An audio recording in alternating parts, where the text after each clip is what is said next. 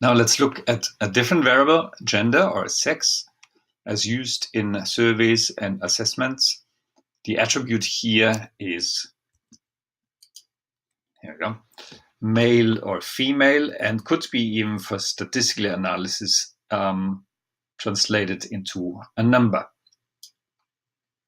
And you might be, by having only attributes of male and female, miss another categories. So it's very important to spell out, define, and get the right attributes for assessing all the options in your variable. Next example, satisfaction. That is even harder to assess by an easy attribute to describe, but you could use something which is called a Likert scale. Here's a 5-point Likert scale, starting from very satisfied to non-satisfied at all.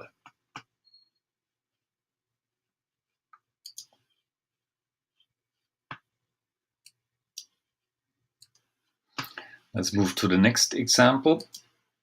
Oh, actually, here we are now talking about the different types of variables, the independent variable and the dependent variable. Key difference in research is that the independent variable is the one which is either independent of your influence, so it's determined by nature, or you actually manipulate through an intervention in some way. Whereas the dependent variable, in turn, is then the variable, or quite often called the outcome, influenced presumably, or that's part of the research testing, by the independent variable. Some examples: independent variables could be health status, attitude, social support, or something you manipulate, your intervention. And the outcome, as example, could be participating in exercise programs.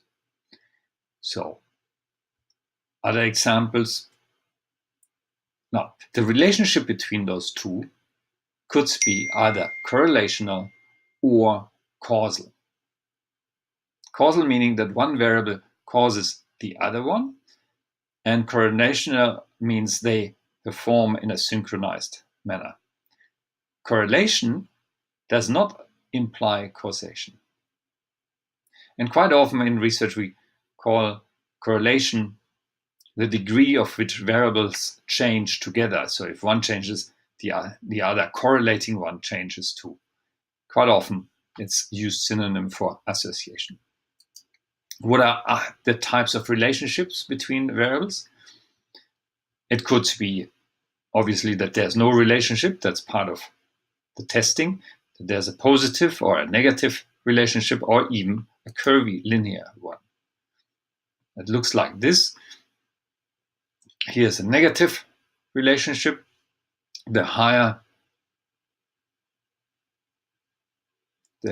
let's start here with the fitness. The lower the fitness at minus here, the higher the resting heart rate. There might be no relationship between fitness and your vocabulary, or a positive relationship as illustrated with increasing heart rates, with exercise intensity, or if you want the alertness and the performance, if you are very little alert, your performance is low. In a happy medium, you might be fully capable to perform, but if you're alertness, if you're totally stressed, then the quality, your performance also might be down, a curvy linear relationship between alertness and performance. Let's talk about briefly in this introduction about hypothesis. A hypothesis is a specific statement of prediction.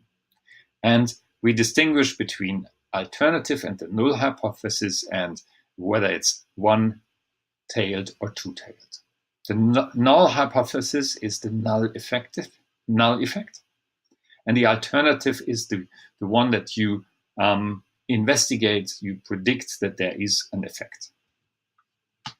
So for instance, the null hypothesis, as we said, there is no relationship between two variables, and the alternative hypothesis is there is a relationship. And it is, the example is around, there is a relationship between age and exercise participation. This is a two-tailed hypothesis, as there's no direction predicted, meaning it could be either a positive one or a negative one relationship. Another example, an incentive program will increase exercise participation. Like, for instance, you pay them to participate, you give them free tickets to go to the gym.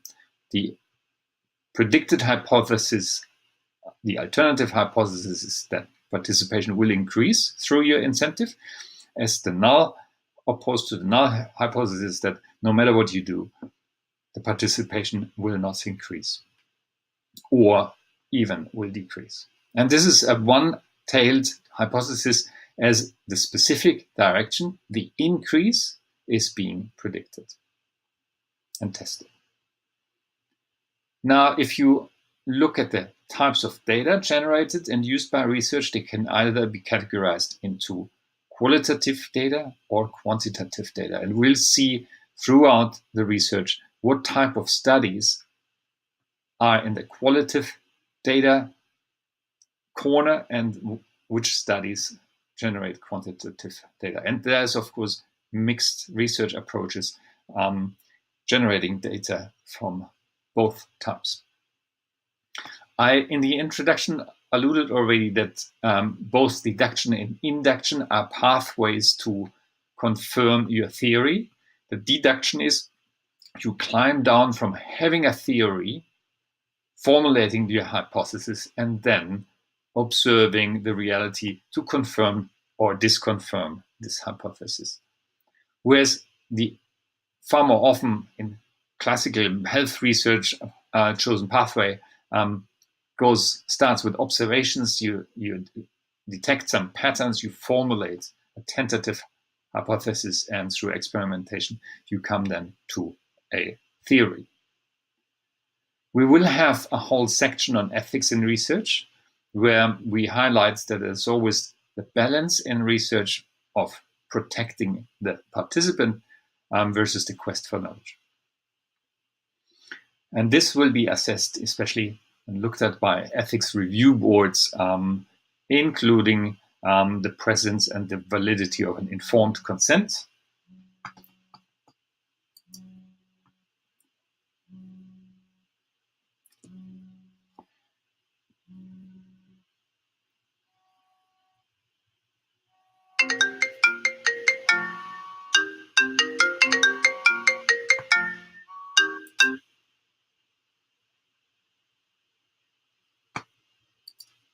Sorry for that interruption.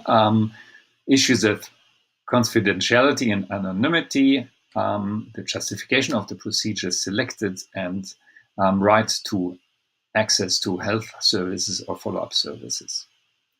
In one slide outlining the key steps in conducting health research can be summarized as you start with selecting a topic, can be derived from theory or observations. Remember the deductive or the inductive way.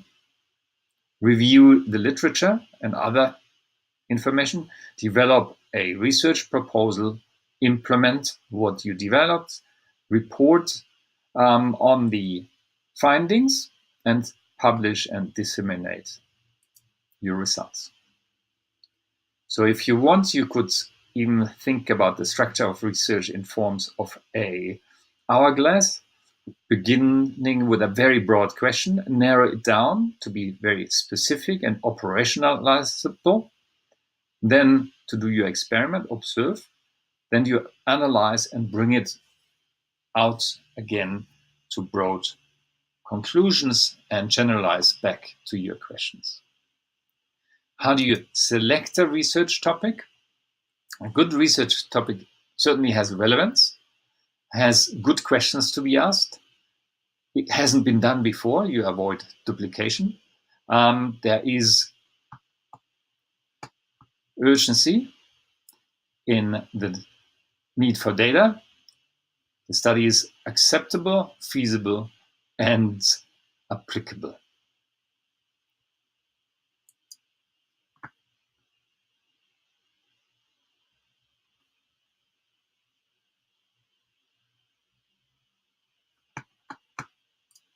A good summary of the different resources